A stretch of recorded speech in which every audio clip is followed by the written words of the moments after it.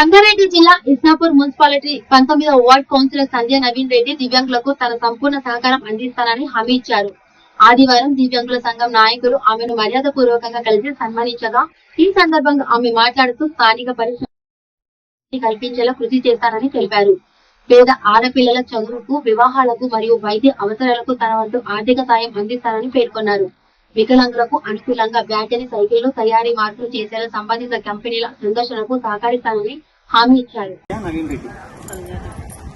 నమస్కారం, నా పేరు మడపతి రవికుమార్. నేను Telangana muscular dystrophy association chair general secretary work చేస్తున్నాను.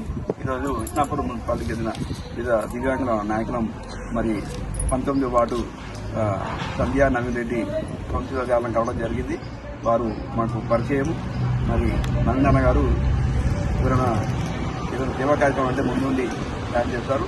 మరి ప్రజలందరూ కూడా మంచి నాయకులు ఎన్నుకున్నారు. మరి వారిని ఈరోజు సంతోషపూర్వకంగా కలవడం జరిగింది. మరి వారు ముందు అలాంటి వాళ్ళకు కూడా ఇంకెన్నో కార్యక్రమాలు చేసి సహకారం అందించాలని చూడడం జరిగింది. అదేవిధంగా ఎన్నో స్థానికంగా ఎన్నో పరిశ్రమలు ఉన్నాయి. మరి పరిశ్రమలో దివ్యాంగులకు చేయగలిగిన ఉపాధి అవకాశాలు కూడా కల్పించాలని చూడడం జరిగింది. వారు సానుకూలంగా స్పందించారు. ఇక ఇంత ముందు కూడా దివ్యాంగులకు మంచి జరగాలని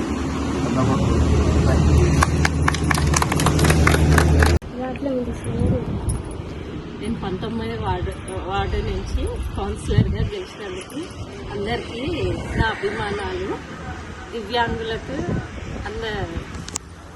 దివ్యాంగులకు సాయం చేయాలని నేను కోరుకుంటున్నాను. ధన్యవాదాలు.